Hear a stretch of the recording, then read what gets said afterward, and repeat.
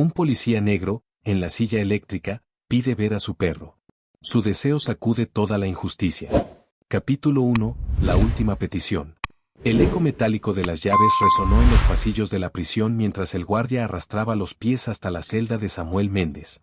Su piel ennegrecida por el paso del tiempo y la fatiga apenas ocultaba las marcas de una vida desgastada. Antiguo policía, ahora condenado a la pena de muerte, Samuel apenas levantó la mirada cuando la puerta de su celda se abrió. Llevaba años esperando justicia, pero el sistema había decidido su destino mucho antes de que él pudiera demostrar su inocencia. La corrupción que había jurado combatir se cerró sobre él como una jaula sin salida. «Tienes derecho a una última petición, Méndez», dijo el guardia, sin emoción en su voz. Samuel entrecerró los ojos, su mente retrocediendo a los días en que patrullaba las calles, confiando en que su placa significaba algo más que un pedazo de metal en el pecho. Se inclinó levemente hacia adelante, su voz quebrada por el tiempo y la resignación. «Quiero ver a Duque», susurró. El guardia frunció el ceño, confundido. ¿El perro? Samuel asintió. Duque no era solo un perro. Era su compañero de vida, su única familia después de que el sistema lo traicionara. Durante años, Duque había sido sus ojos en la oscuridad y su única fuente de calor en las noches frías de la patrulla. Su petición fue recibida con miradas escépticas, pero al final, fue concedida. Nadie podía negar un último deseo a un hombre que pronto dejaría de respirar. Horas después, cuando Samuel escuchó las pisadas familiares de Duque, su corazón latió con fuerza por primera vez en años. Al otro lado de la sala, un oficial trajo al viejo pastor alemán. Sus ojos dorados brillaban con inteligencia, su hocico grisáceo mostraba el peso de los años, pero en su andar aún quedaba el vestigio de la lealtad inquebrantable. Duque gimió levemente antes de lanzarse hacia su dueño, sus patas rasgando el suelo de concreto. Samuel se arrodilló y envolvió a Duque en sus brazos. Su viejo compañero le lamió las manos con urgencia, como si supiera que era la última vez que estarían juntos. Pero entonces, Duque hizo algo extraño. En lugar de quedarse quieto junto a Samuel, comenzó a rascar con insistencia su viejo chaleco policial, el mismo que había usado años atrás cuando todavía trabajaban juntos. Los oficiales en la habitación se miraron entre sí, sin comprender lo que ocurría. Samuel sintió su pecho oprimirse. Sabía que Duque nunca actuaba sin motivo. Miró al perro con intensidad, y entonces comprendió. Algo estaba oculto en su chaleco. Algo que Duque había guardado todo este tiempo, y que podía cambiarlo todo. Capítulo 2, El secreto de Duque. El silencio en la sala era espeso, como una tormenta a punto de estallar. Duque continuaba rascando con desesperación el viejo chaleco policial, su hocico empujando con fuerza el material desgastado. Samuel, con manos temblorosas, recorrió la tela con los dedos, hasta que sintió algo extraño. Un bulto oculto entre las costuras. Su corazón, acostumbrado a latir con resignación, comenzó a acelerarse con una chispa de esperanza que hacía años no sentía. ¿Qué demonios está haciendo ese perro?, murmuró uno de los guardias, frunciendo el ceño. Samuel ignoró la pregunta y continuó explorando el chaleco. Sus dedos encontraron el borde de una costura oculta, cosida con precisión. Con un esfuerzo tembloroso, rasgó el hilo con la uña, revelando un pequeño compartimento dentro del chaleco. Metió la mano y sintió el roce de un objeto frío y liso. Cuando lo sacó a la luz, todos los presentes contuvieron la respiración. Era un USB. Los oficiales se miraron entre sí con confusión. Samuel también estaba aturdido. No recordaba haber escondido algo así en el chaleco de Duque. Pero entonces, como si los recuerdos hubieran estado esperando su momento para surgir, imágenes sueltas regresaron a su mente. La última misión antes de su arresto. Los documentos que nunca llegó a entregar. El día en que lo traicionaron. «Dios mío», susurró. La puerta de la sala se abrió de golpe, y un hombre vestido de traje oscuro entró con paso decidido. El fiscal del estado, Víctor Salazar, un hombre de mirada cortante y modales calculados, se detuvo en seco al ver lo que Samuel sostenía entre sus dedos. «¿Qué está pasando aquí?», preguntó con frialdad. El guardia que custodiaba la escena tragó saliva y señaló el USB. Estaba en el chaleco del perro. Salazar endureció el rostro y se acercó con paso firme. Intentó mantener la compostura, pero Samuel, con su instinto aún intacto, vio el destello de preocupación en sus ojos. No era un fiscal cualquiera. Era el hombre que lideró su caso, el mismo que aseguró su condena sin permitirle defenderse. Samuel, aún de rodillas junto a Duque, apretó el USB en su puño. Su mente trabajaba rápido. Si Duque lo había guardado todos estos años, significaba que contenía algo importante. Algo que alguien no quería que saliera a la luz. Quiero saber qué hay en este dispositivo, dijo Samuel, su voz firme a pesar de su estado. Salazar sonrió con frialdad. No seas ridículo, Méndez. Eres un hombre muerto. ¿Para qué querrías saberlo? Samuel sostuvo la mirada del fiscal sin parpadear. La desesperación que había sentido por años se transformó en una determinación feroz. No iba a morir sin luchar. No esta vez. Porque este perro acaba de demostrar que siempre hay una última oportunidad para la verdad. El ambiente en la sala se tensó. Nadie se atrevía a moverse. Pero todos sabían que el contenido de ese USB podía cambiarlo todo. Capítulo 3, la verdad encerrada.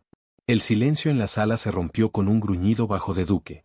El viejo pastor alemán se tensó, sus orejas erguidas, los ojos fijos en el fiscal Víctor Salazar.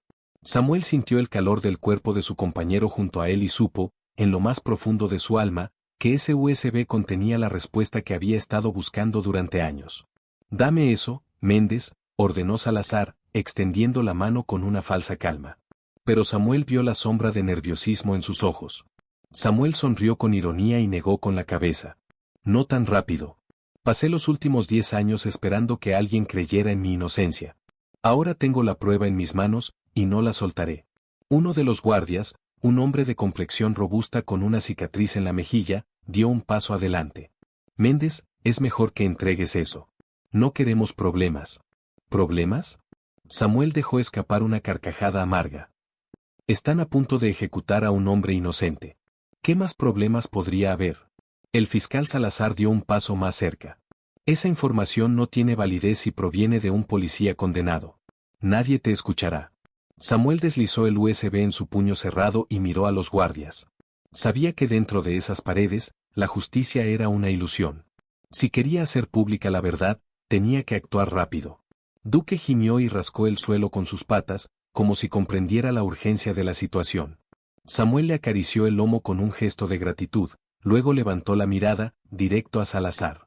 «Tienes miedo de lo que hay aquí, ¿verdad?», susurró, con una sonrisa astuta. «Porque sé que esto es lo que me metió en esta celda en primer lugar». La mandíbula del fiscal se tensó. Sus ojos oscuros destellaron con furia. «Llévenselo. Ahora». 2 guardias se acercaron, pero antes de que pudieran tocar a Samuel, Duque saltó al frente, con los colmillos al descubierto. Su gruñido resonó como un trueno en la sala. Todos se detuvieron. Samuel aprovechó la confusión para deslizar el USB en el cuello de Duque, ocultándolo bajo su collar. Si algo le pasaba, al menos su compañero aún tenía la clave de su inocencia. Uno de los guardias murmuró, «Ese perro no dejará que lo toquen». «Entonces saquen al perro de aquí», ordenó Salazar con frialdad. «Y que el condenado vuelva a su celda. Nos ocuparemos de esto después». Pero Samuel ya no tenía miedo. Porque ahora tenía algo más poderoso que la desesperación, tenía la verdad. Y estaba dispuesto a todo para sacarla a la luz. Capítulo 4. Un destino sellado. Samuel sintió la presión de las esposas en sus muñecas mientras los guardias lo arrastraban de regreso a su celda. Duque fue sacado a la fuerza, pero no sin resistirse. Sus gruñidos y ladridos reverberaron en los pasillos de la prisión, un eco de protesta que Samuel sintió como una daga en el corazón. Pero sabía que lo más importante era que su viejo amigo tenía el USB. Desde su celda, Samuel se apoyó en los barrotes y respiró hondo, intentando calmar la tormenta en su interior. El tiempo corría en su contra. Su ejecución estaba programada para la mañana siguiente. Si no lograba que esa información saliera de la prisión antes de la madrugada, su historia terminaría sin justicia. Al otro lado del pasillo, el guardia con la cicatriz en la mejilla se acercó con cautela. Se llamaba Ramírez. No era de los peores, pero tampoco se había atrevido a desafiar el sistema. «Méndez», murmuró en voz baja, asegurándose de que nadie más escuchara. «¿Qué diablos hay en ese USB?» Samuel se acercó a los barrotes y lo miró fijamente. «Pruebas. Pruebas de que me tendieron una trampa. Pruebas de que el fiscal Salazar es parte de la red de corrupción que juró estar combatiendo». Ramírez entrecerró los ojos. Se veía nervioso. Samuel lo entendía. Dentro de la prisión, desafiar la autoridad significaba firmar la propia sentencia de muerte. «¿Y cómo espera sacarlo de aquí?», preguntó el guardia con un susurro. Samuel miró a los lados antes de responder. Duque. Él es la clave. Necesito que lo saques de la prisión. Que lo lleves a alguien en quien pueda confiar. Ramírez se pasó la mano por la nuca, inquieto. Si me atrapan ayudándote, estaré jodido. Ya estamos jodidos, Ramírez, replicó Samuel. Si me matan mañana, tú serás parte de la historia de un hombre inocente ejecutado por la corrupción de este sistema. ¿Puedes vivir con eso? El guardia tragó saliva. Miró hacia la puerta como si esperara que alguien entrara de un momento a otro. Luego suspiró y murmuró, ¿a quién se lo llevo? Samuel cerró los ojos por un instante. Solo había una persona en la que aún confiaba, alguien que nunca había dejado de creer en su inocencia, Isabela Cruz.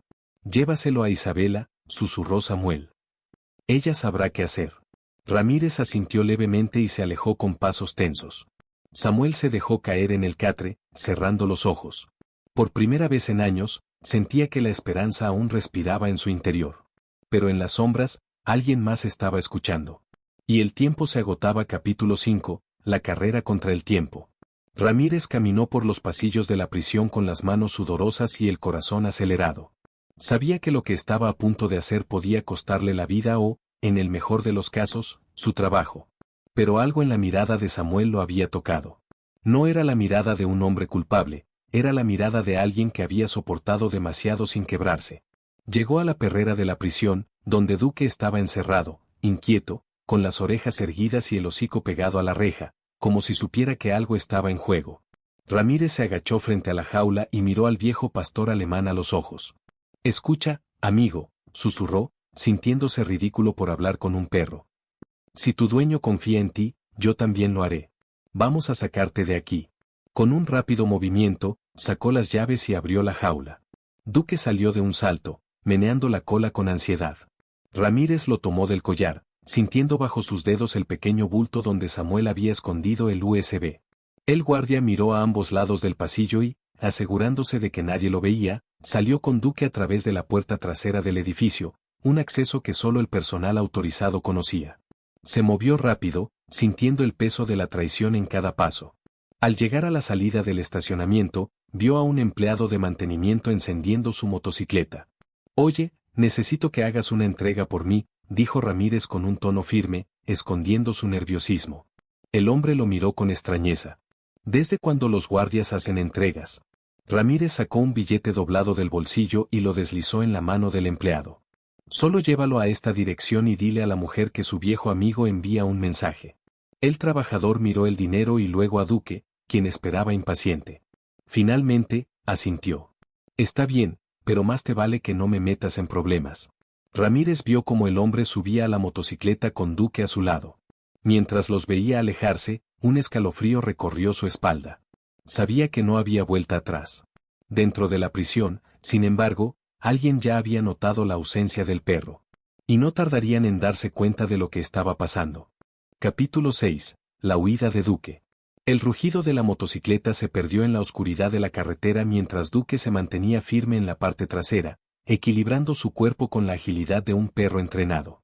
El viento agitaba su pelaje, pero su mirada seguía fija en el horizonte, como si supiera exactamente hacia dónde iba. El empleado de mantenimiento, cuyo nombre era Julián, no dejaba de mirar por el espejo retrovisor, preocupado de que lo estuvieran siguiendo. Nunca se había metido en problemas, y lo último que quería era ser atrapado en un asunto de prisión.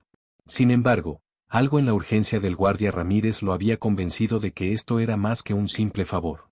Después de media hora de viaje, finalmente llegó a la dirección indicada, una modesta casa en las afueras de la ciudad, con luces tenues y un viejo auto estacionado afuera. Se quitó el casco y bajó de la moto, sintiendo a Duque a su lado, expectante. Tocó la puerta 3 veces. Los segundos pasaron lentos hasta que el sonido de una cerradura girando rompió el silencio. La puerta se entreabrió, revelando a una mujer de cabello oscuro y mirada dura. Sus ojos bajaron hasta Duque, quien meneó la cola suavemente, como si reconociera su olor. «¿Isabela Cruz?», preguntó Julián con cautela. La mujer frunció el ceño. «¿Quién pregunta?». «Soy solo el mensajero. Un amigo suyo envió a este perro con un mensaje». Isabela abrió la puerta por completo y se agachó, acariciando a Duque con una mezcla de asombro y preocupación. «¿Samuel?», murmuró, como si no pudiera creerlo. Julián asintió. «Dijo que usted sabría qué hacer». Isabela sintió un escalofrío recorrer su cuerpo. Si Samuel había enviado a Duque, significaba que algo grave estaba pasando. Rápidamente, deslizó los dedos por el collar del perro hasta sentir el pequeño bulto en la parte interior. Sacó con cuidado el USB y lo miró fijamente. «Dios mío», susurró, comprendiendo al instante la importancia de lo que tenía en sus manos. Julián la observó por un momento antes de dar un paso atrás. «Eso es todo lo que sé. No quiero problemas, así que mejor me voy». Isabela no lo detuvo. Apenas asintió antes de cerrar la puerta y girarse hacia Duque, quien la miraba con la misma intensidad que su antiguo dueño. «Vamos, viejo amigo», dijo en voz baja mientras se dirigía a su computadora. «Vamos a descubrir la verdad». Pero mientras insertaba el USB en su laptop, lejos de allí, en la prisión, la desaparición de Duque ya había sido notada. Y alguien estaba dispuesto a hacer lo que fuera necesario para evitar que la verdad saliera a la luz. Capítulo 7. La verdad en la oscuridad. El corazón de Isabela latía con fuerza mientras veía la pantalla de su computadora cargando los archivos del USB. Sabía que cualquier cosa que estuviera allí tenía el poder de cambiarlo todo, no solo la condena de Samuel, sino la estructura de corrupción que lo había encerrado. Duque se sentó a su lado, sus ojos dorados reflejando la luz de la pantalla, como si entendiera la gravedad del momento. Los archivos tardaron unos segundos en abrirse. Dentro del dispositivo había varias carpetas con nombres codificados. Isabela hizo clic en una llamada Caso Fénix, y lo que apareció en la pantalla la dejó sin aliento: documentos clasificados, informes forenses alterados, transferencias bancarias ilícitas y grabaciones de audio con voces de alto mando en la fiscalía y la policía. Entre los nombres, uno resaltó con un escalofriante peso: Víctor Salazar. «Maldito bastardo», murmuró Isabela, su mandíbula apretándose con rabia. No solo estaba Samuel involucrado en este caso, sino que había pruebas contundentes de que Salazar y otros oficiales habían fabricado evidencias para proteger a un cartel que infiltraba las fuerzas del orden. Samuel nunca tuvo una oportunidad real de defenderse. Todo había sido un montaje para callarlo. Pero lo peor aún estaba por venir. En una de las grabaciones de audio, una voz grave resonó en los parlantes. «Tenemos que deshacernos de Méndez. No podemos permitir que hable. Asegúrense de que no salga de esa celda vivo». El aire se volvió pesado en la habitación. Isabela sintió un nudo formarse en su garganta. Samuel no solo estaba condenado a morir por un crimen que no cometió, sino que alguien estaba asegurándose de que su ejecución se llevara a cabo sin fallos. No había tiempo que perder. Rápidamente, copió los archivos en su teléfono y en otro USB de respaldo. No podía arriesgarse a perder la única prueba que podía salvar a Samuel. Pero justo cuando estaba terminando, un sonido la hizo congelarse. Un auto se detuvo frente a su casa. Duque gruñó bajo, sus orejas erguidas, su instinto de protección activado.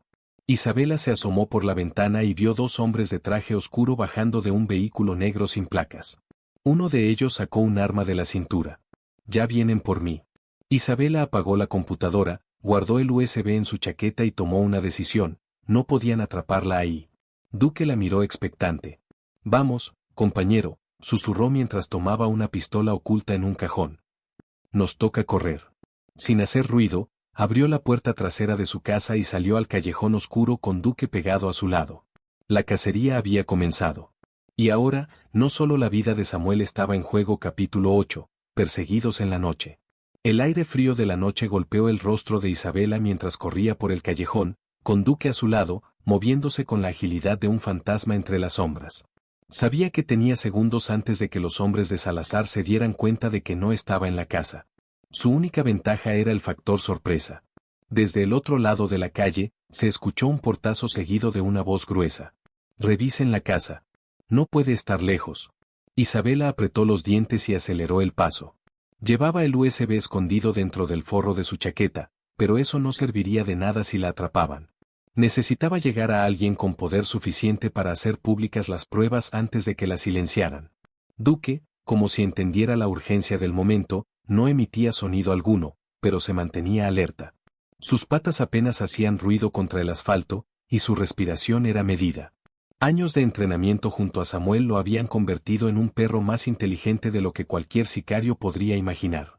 Dobló una esquina y vio un viejo puente de hierro que cruzaba el río. Si lograba pasar al otro lado, tenía una oportunidad de mezclarse con la ciudad. Pero antes de que pudiera dar otro paso, un destello metálico captó su atención. Ahí está. El disparo rompió el silencio de la noche. La bala impactó contra un contenedor de basura a pocos centímetros de Isabela, haciendo que chispas saltaran en la oscuridad. Instintivamente, se agachó y rodó hacia un costado, sacando su pistola y disparando 2 veces hacia la sombra de donde había venido el ataque. Los hombres se cubrieron detrás de un auto estacionado. «La queremos viva», rugió uno de ellos. Isabela maldijo en voz baja. No la querían muerta aún. Eso significaba que Salazar necesitaba asegurarse de que el USB no hubiera sido compartido. Duque, con el hocico bajo y el cuerpo tenso, miró a Isabela esperando órdenes. «Corre, amigo», susurró ella, acariciando su cabeza antes de soltar su collar. El perro, como si supiera exactamente lo que debía hacer, salió disparado por un costado del callejón, aprovechando la distracción del fuego cruzado. Isabela, por su parte, disparó nuevamente para ganar tiempo antes de correr hacia el puente. Desde la otra esquina, uno de los hombres vio al perro escapar. «El perro tiene algo. Vayan por él». Pero Duque ya estaba en plena carrera, desapareciendo en la ciudad como un fantasma en la noche. Isabela se lanzó tras una fila de autos abandonados, con su respiración agitada. Estaba sola contra un grupo de hombres entrenados. Pero al menos ahora tenía esperanza. Porque mientras Duque siguiera libre, la verdad aún tenía una oportunidad de ver la luz. Capítulo 9. El último refugio. Duque corría con la determinación de un soldado en batalla. Sus patas golpeaban el asfalto con precisión, esquivando obstáculos en su camino. A pesar de su edad, cada músculo de su cuerpo estaba programado para la supervivencia. Isabela le había dado una misión: alejarse, proteger el USB, y lo haría hasta el final.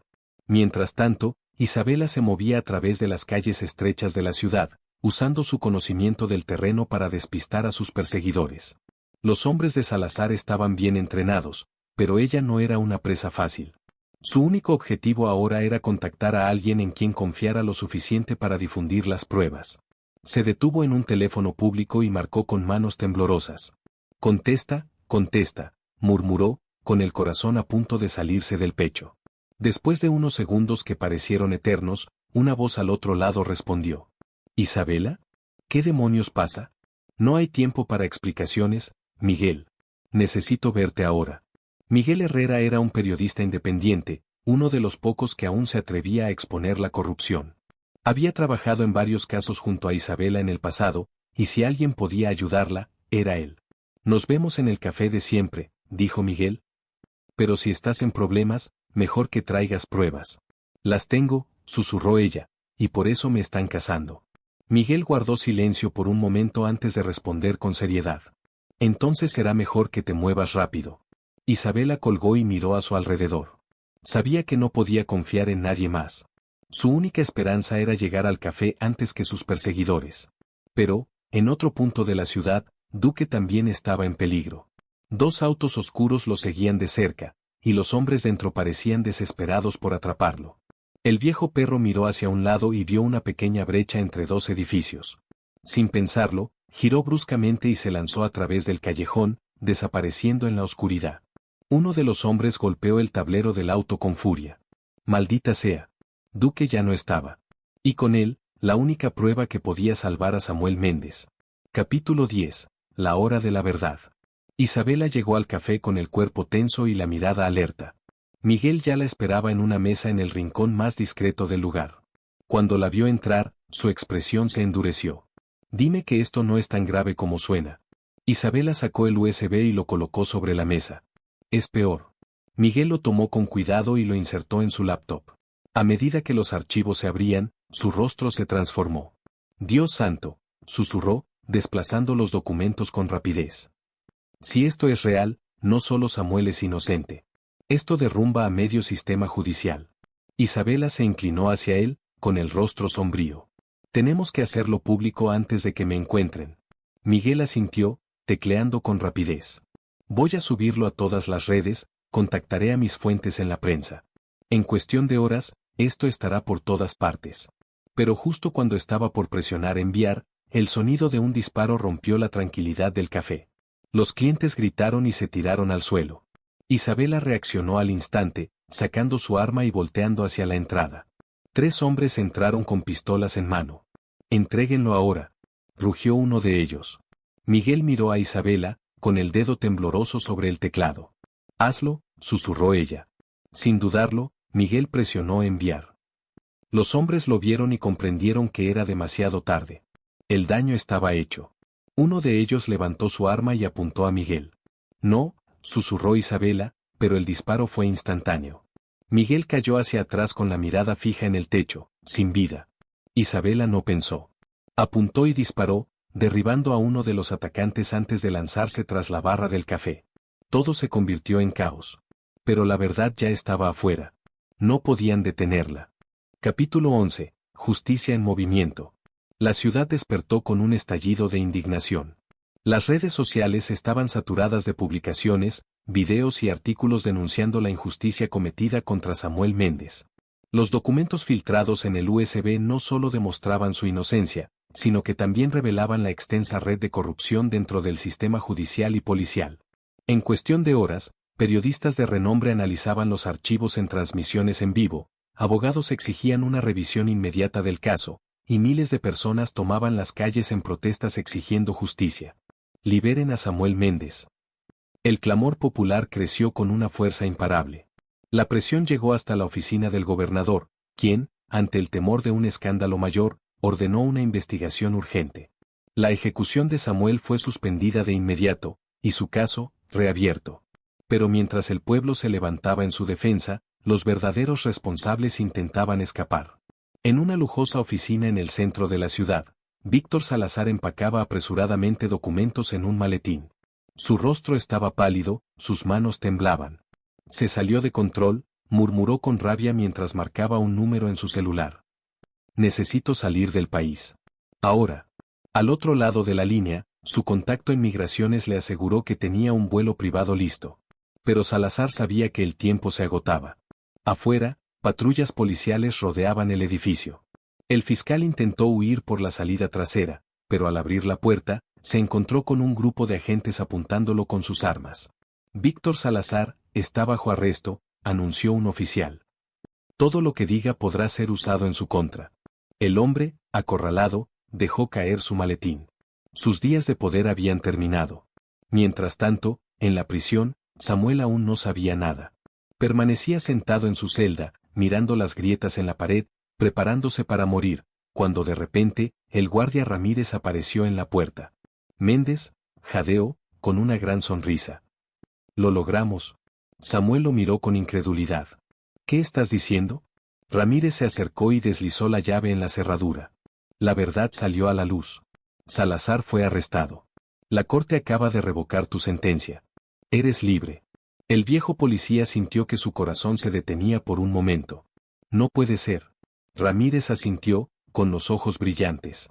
Es real, Samuel. Vámonos de aquí. Las puertas de la celda se abrieron, y por primera vez en años, Samuel sintió el aire fresco de la libertad golpeando su rostro. Pero aún quedaba algo más por hacer. Capítulo 12. Un nuevo amanecer. El portón de la prisión se abrió con un rechinido metálico. Afuera, una multitud lo esperaba. Personas que nunca había visto, pero que habían alzado la voz por él, que habían luchado para demostrar su inocencia. Pancartas con su nombre, aplausos, lágrimas, vítores. Samuel se quedó en la entrada, con los ojos empañados, incapaz de creer lo que veía. Y entonces, en medio de la multitud, lo vio. Duque. El viejo pastor alemán avanzaba con dificultad, pero con la misma dignidad de siempre. Su hocico canoso, sus patas firmes, su mirada inquebrantable. Samuel cayó de rodillas cuando Duque llegó a su lado, abrazándolo con una fuerza indescriptible. Lo lograste, amigo, susurró contra su pelaje. Nos salvaste a ambos. Duque gimió levemente, lamiéndole las manos como si quisiera asegurarse de que era real. Detrás de ellos, Isabela observaba la escena con una sonrisa, con una venda en el brazo, pero con la satisfacción de haber cumplido su misión.